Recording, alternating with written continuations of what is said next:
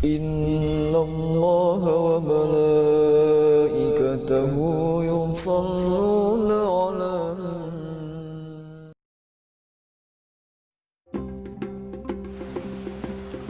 Bismillahirrahmanirrahim.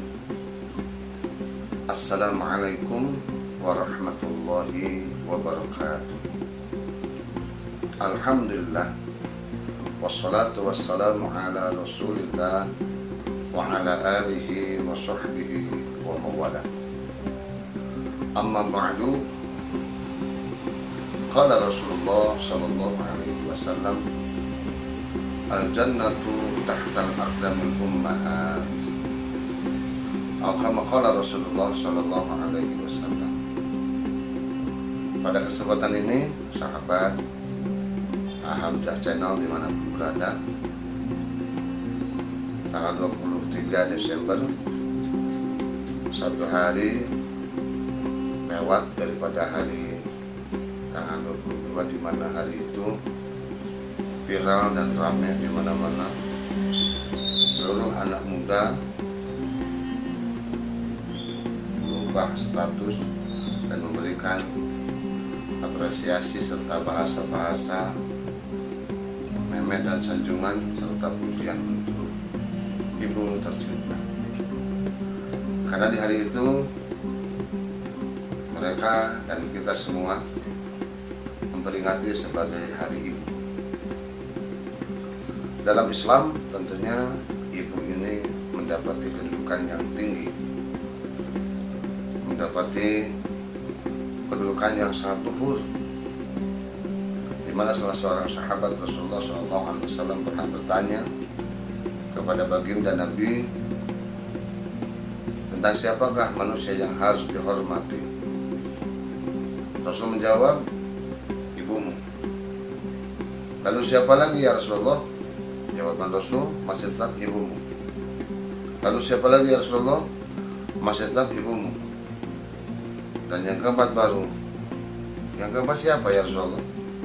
Adalah ayahmu. Kejadian ini, kondisi seperti ini sekaligus menjawab bahwasanya Rasulullah SAW datang ke muka bumi membawa risalah yang mulia untuk mengangkat kedudukan derajat manusia sekalipun yang paling terhina di masa jahiliyah, di mana kedudukan seorang perempuan tidak ada harganya sama sekali. Dan dengan bi'sah Nabi, dengan wahyu ilahi yang maha rahmat, yang maha kasih dan maha sayang, maka kedudukan ibu-ibu, kedudukan perempuan menjadi kedudukan yang tinggi. Sampai ada sebuah pepatah yang mengatakan al-mar'atu imadul bilad, bahwa perempuan adalah tiang dasarnya negara. Negara akan runtuh bila perempuannya runtuh, negara akan jaya bila perempuannya jaya.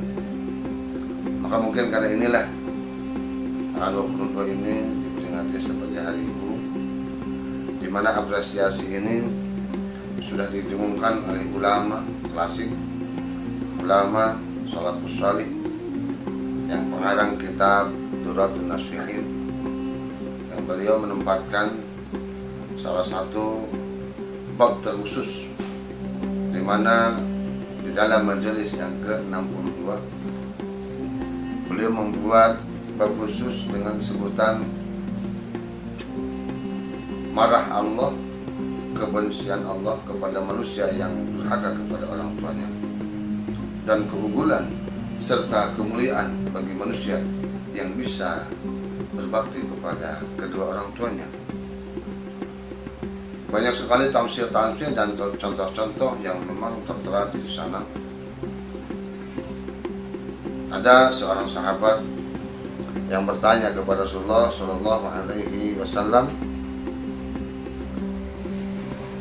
dengan berkata, ya Rasulullah, usini biwasiyatin antabi'u biha fid dunya wal akhirah.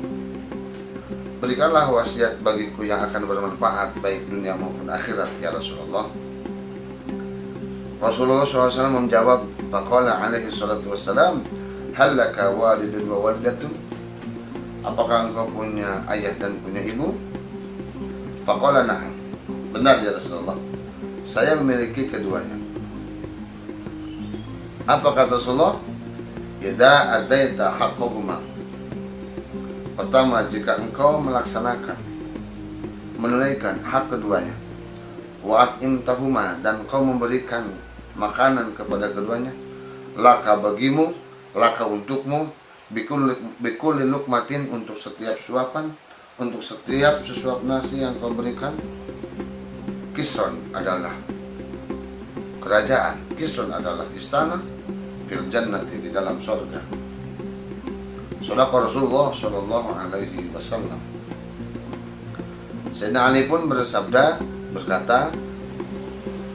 kata Sayyidina Ali karamallahu wajha, sesungguhnya Rasulullah SAW bersabda, ana bari'um mimman lam yu'ti haqqa walidayhi, aku terbebas, aku tidak terikat sama sekali, tidak ada hubungan apapun dengan orang yang tidak menunaikan hak kepada kedua orang tuanya. Lalu faqultu ya Rasulullah, fa lam yakun ma'ahu syai'un, maka kalau tidak punya sesuatu untuk diberikan kepada keduanya, dengan cara apa mereka dan kita berbakti kepada kedua orang tua? Apa kata Rasulullah? Idza sami'a qaulahuma, ketika kau dengar ucapan keduanya, falyaqul sam'an wa ta'atan, ucapkanlah kalimat yang santun, yang lembut, aku dengar dan aku terima. Wala yaqul lahuma, dan jangan sekali-kali berkata ufin dengan kalimat uf atau ah. Wala yanharhuma, dan jangan sekali-kali membentak keduanya. Wal yaqul lahuma qaulan karima, dan berkatalah kepada keduanya, berkata-katalah kepada keduanya dengan perkataan yang bagus, santun dan lembut serta halus. Lalu kemudian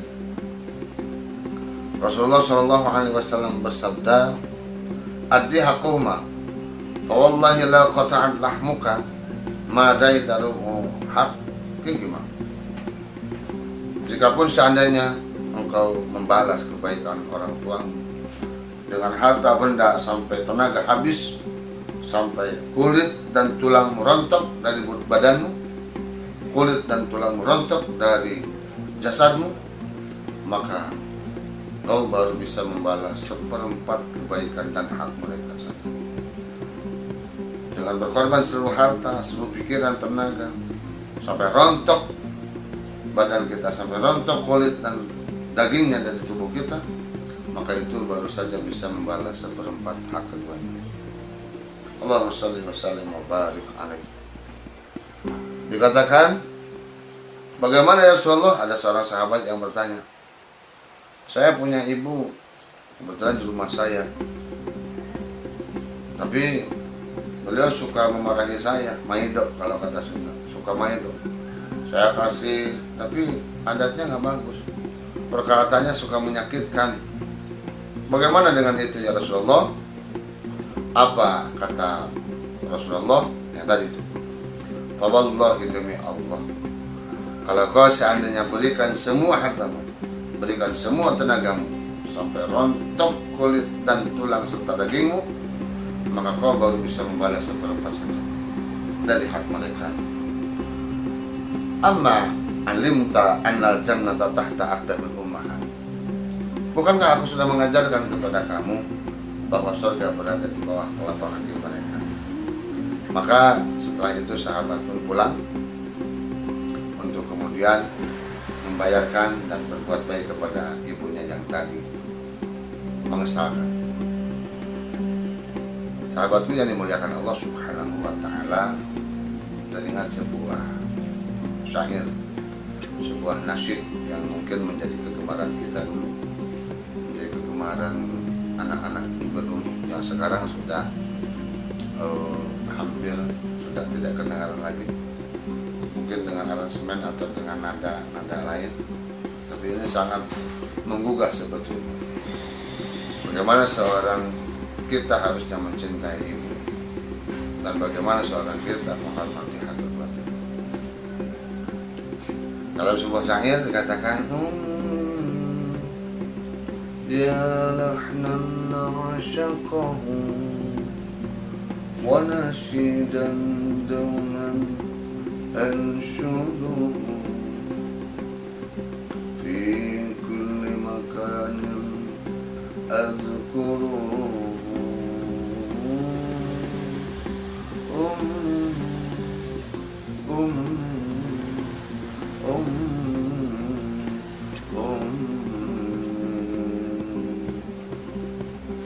Ummi ya lahnan asyakahu, Ummi wahai bundaku, ya lahnan wahai nyanyian, asyakahu yang ku gemari, yang ku idam-idamkan, yang ku sukai.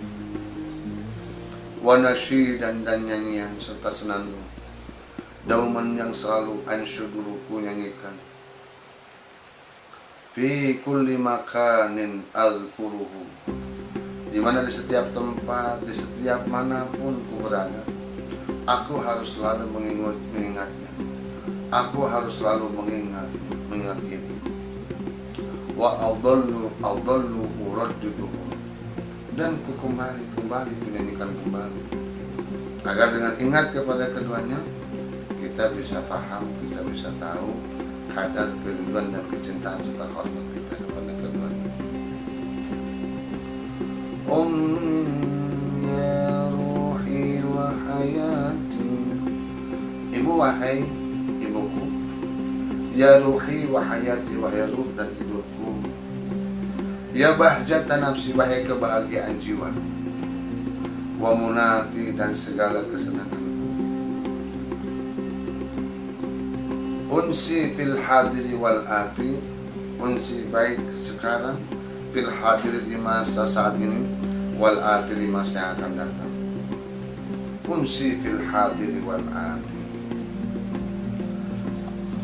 Allahu ta'ala awsani fi sirri walau fil i'lani bil birri laki wal ihsani. Allahu ta'ala awsani, Allah yang maha tinggi, Allah yang maha suci, Allah yang maha luhur saja berwasiat padaku. Bisirri walau fil i'lani, baik dalam sembunyi dan dalam terang-teranganku.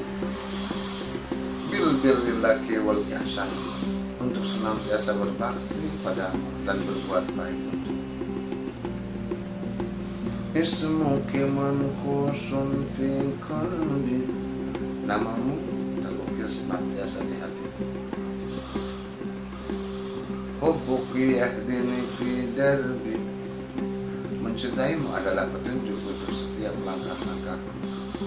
Wa du'ai yahfazuki rabbi, dan doaku untukmu semoga Allah senantiasa menjaga setiap langkahmu, menjaga setiap nafasmu, menjaga setiap segala kesempatan Allah berikanmu. Inilah lantunan nasyid yang sebetulnya menandakan sebuah kecintaan seorang anak kepada orang tua, dan memang seperti itu yogianya. Oleh Iwan Fals dengan versi yang lagu yang bagus. Ibuku sayang masih terus berjalan, walau telapak kaki penuh darah, penuh nanah. Sampai digambarkan bagaimana perjuangan seorang ibu dalam rangka mendidik, memperjuangkan agar anaknya bisa hidup yang baik. Lalu kemudian dulu ada eksis pun bernyanyi, Tuhan yang Esa, ampuni dosa ibu, tempatkan mereka di antara kekasih-kekasihmu, oh ibu, kau kasih sejati, ku taburkan doa untukmu ibu. Ya. Ada semacam ungkapan-ungkapan kasih sayang. Maka sebetulnya hari ibu itu bukan saja harus kita anggap. Hari ibu itu harus setiap hari, harus setiap malam, harus setiap saat. Kalau kita memang lupa, wajar kalau diperingati. Minimal setiap tanggal 22 kita diingatkan bahwa kita terlahir dari ibu. Kita terlahir ke dunia ada wasilah sebab yang paling mulia. yakni seorang perempuan, seorang ibu. Dan ada satu alam yang Allah titipkan kepada seorang ibu. Allah titipkan kepada beliau. Apa itu? Namanya alam rahim. Alam yang memang hanya ada di dalam perut sang ibu. Oleh karenanya senantiasa berbakti kepada keduanya dimanapun dan kapanpun. Jangan batasi dengan hari-hari, tidak dibatasi dengan malam saja. Fisir di walau fil ikhlas, baik dalam sembunyi maupun dalam terang-terangan, berbaktilah kepada keduanya. Dulu ada sebuah kisah anak yang gara-gara seorang istrinya berhaka kepada ibunya, manakala si ibu minta sesuatu kepada anaknya. Lalu kata si istrinya, kalau ibunya minta terus kepada kita seperti itu terus, maka kita akan bangkrut. Kemudian si suaminya atau anaknya dari ibu tadi menuruti dan ikut menahan pemberian kepada ibunya. Akhirnya suatu ketika dalam perjalanan berniaga, dia dicegat oleh maling sampai dahsyat, disiksa dan diambil, dirampas hartanya. Ketika sudah pingsan, ditinggalkan oleh sekawanan kelompok begal tadi, lalu kemudian ditemukan oleh orang-orang lain ahli kampung, ditanduklah, digotong atau diboyong, dibawa pulang ke rumahnya. Setelah sampai di rumahnya, maka saudara-saudaranya sangat merasa kasihan, termasuk ibunya datang, dan ibunya mengucapkan, sesungguhnya aku sudah ridho dengan hal ini. Tak lama berselang, malamnya dia pun kembali pulih seperti sedia kala dan sehat sebagaimana mestinya. Inilah karomah-karomah yang dimiliki oleh hidup kita. Inilah karomah-karomah atau pertolongan Allah yang ada dalam diri ibu kita. Sebaliknya seorang ibu pun harus banyak bijaksana menentukan ucapan, karena Imam Syafi'i dikatakan menjadi seorang imam mujtahid yang sukses itu dikarenakan doa ibu. Tidak pernah berhenti Imam Syafi'i membawa Syafi'i kecil itu ke mana-mana, dijarahkan kepada para ulama, para imam saat itu, dan dipintakan doanya untuknya. Sampai akhirnya seorang Imam Syafi'i menjadi ulama besar karena selalu ucapan yang keluar dari ibunya adalah doa dan perkataan baik. Jaga perkataan ibu kepada anaknya supaya menjadi doa, karena doa yang paling mujarab adalah doa dari saya. Pesan terakhir daripada kuliah subuh kali ini adalah, kalau kau mau tahu apakah Allah ridho atau tidak saat ini kepada kita, lihatlah kondisi orang tua kita, lihatlah ayah dan ibu kita. Kalau kau mau tahu bahwa Allah itu marah atau sedang nombok sama kita, lihatlah kedua orang tua kita. Karena dalam hadis kunci dari Nabi berkata, ridha Allah fi ridha walidain wa sukhtullah fi sukhtil walidain. Ridha Allah bergantung kepada ridha kedua orang tua, dan murka Allah bergantung kepada murka kedua orang tua kita. Jadi jika kau mau tahu tentang kondisi Allah ridha atau tidak sekarang kepada kita, lihatlah ayah dan ibu. Semoga kita senantiasa mendapat ridha dan kasih sayang dari orang tua, sehingga ini menjadi penyebab ridha dan kasih sayangnya Allah kepada kita semuanya. Amin ya Allah ya Rabbana ya Rabbal alamin. Rabbi fili dzunubi wa li walidayya warhamhuma kama rabbayani shaghira. Wa li jami'il muslimin wal muslimat, ya Allah ampunlah dosa kami, dosa ibu bapak kami, sayang mereka sebagaimana mereka mengurus kami di waktu kecil kami. Wa sallallahu ala khalaqi walhamdulillahi rabbil alamin. Allahumma muwaffiq ila aqwamit thoriq. Assalamualaikum warahmatullahi wabarakatuh.